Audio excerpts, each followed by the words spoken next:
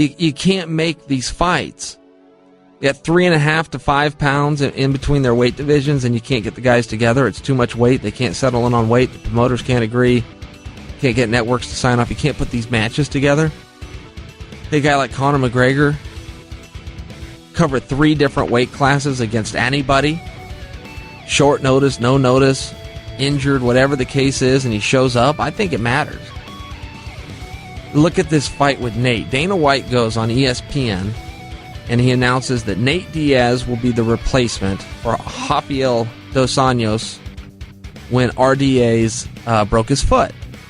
And Dana said in the announcement, and everybody missed it, and they're going to do this fight with Nate at 170 to see how Conor does in the weight class. That's not verbatim, but that's what he said. So what he's really saying is, look, if Conor wins this fight, we might just go ahead and do this Robbie Lawler fight at UFC 200. The only way you are going to get to a Conor-Lawler fight, and as unlikely as that sounds, and I think it is fairly unlikely, but it's at least on the table. The only way you are going to get there and sell anybody on that possibility is if Conor wins the 55-pound title. Then you've got a guy that's a 45-pound champ, the 55-pound champ, going after the next championship, which is 170. Makes sense. There's a storyline there. There's something you can get behind.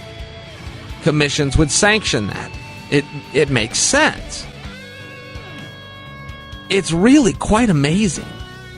You know, there has to be something said for a guy's courage, for a guy's willingness, for a guy's ability to show up against anybody, anytime, at any weight. That's the old school way. That's the way it used to be. When I started fighting in the 90s, we didn't even have gloves. It was bare knuckle back then. There was no way in. Do you want to fight? Do you want to fight? Well, go do it. That was it. That went away. But Conor, even at 26 years old, is adopting and implementing this old school mentality. I think it's great. Now, when you look at his fight with Nate, Conor is the better fighter if you're looking for who's more dynamic, who's got more skills, who's got more tools. And Nate's going to throw a kick every 2 or 3 fights, and aside from that, he's a good Western boxer. When he gets on the ground, he's amazing. His conditioning's always good. His durability, top-notch. So Conor he's a better fighter from a who can do more standpoint, but it's the basics that win championships. It's not who knows more.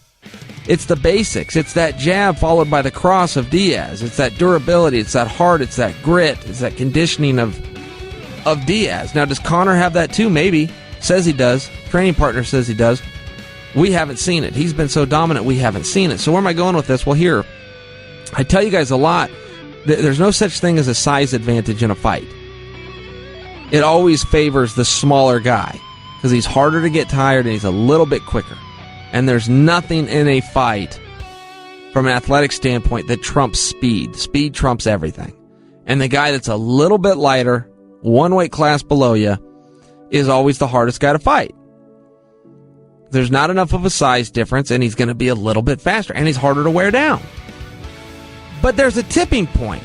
When I say it, it's a broad statement. I'm usually talking about heavyweights. Most of your heavyweight champions are small heavyweights. You don't see a lot of guys weighing 290, 280. They're the heavyweight champion in boxing or in MMA. So they're slow, and they get tired fast. The guy that weighs 240, 220, 230 goes on and wins the championship. Verdum right now in the 230s. Kane, 240 on the dot. Mike Tyson, 220 on the dot in his prime. But there's a tipping point. This size advantage for Nate will matter, and it will help him a lot. Nate will get in the ring somewhere around 182 pounds. It's my guesstimation. Conor will get in the ring whatever he weighs in at. If he weighs in at 167, 166, which I think is what he'll get on the scale at Friday, that's what he's going to get into the ring at. He's not dehydrated. He's not going to go gain 15 pounds overnight because he got on the scale dehydrated. So when you start talking about that kind of size favoring Diaz, yeah, it will slow him down. That's true. It will also give him power, and he will find Conor a lot. In this contest, he's going to find him, and he's going to find him a lot. Conor shows his chin. It is the one weakness he's shown. He fights with his hands down and his chin's right out there. Chad Mendez tested it plenty of times. Well, all of the guys. Dennis C., everybody tested. Doesn't hurt him. Conor's never been hurt in a fight, but he gets hit. When he gets hit by a guy this much bigger, it's going to be different.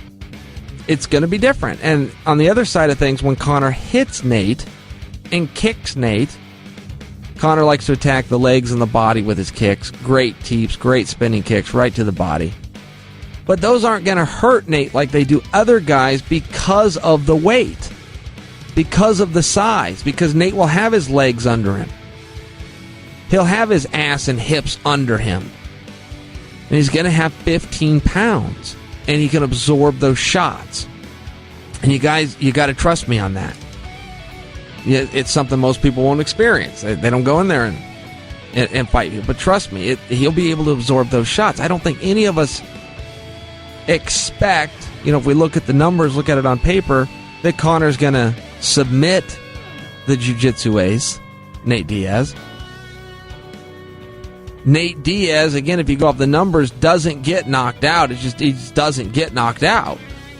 So if Conor can't knock him out and he can't submit him, that means he's going to have to go to a decision. I think that on its face, in and of itself, is a big selling point to this fight because, we all paid good money. We got to see Conor fight 13 seconds last time. And he stopped all of his opponents save one before that. So we're going to see something. At least we're likely to see something we haven't seen before. Whether it's Conor getting beat or whether it's Conor in rounds 4 and 5. And I think it's compelling. I think it's very interesting. And I don't know if Conor knows exactly what he's in for here. I trust that he's been working out with guys in the room. I know he trains a lot with Gunnar Nelson, who's in that 170-pound class. So I think Conor knows how to deal with that. I don't think the body will catch him off guard. But it is interesting. I think it's very interesting.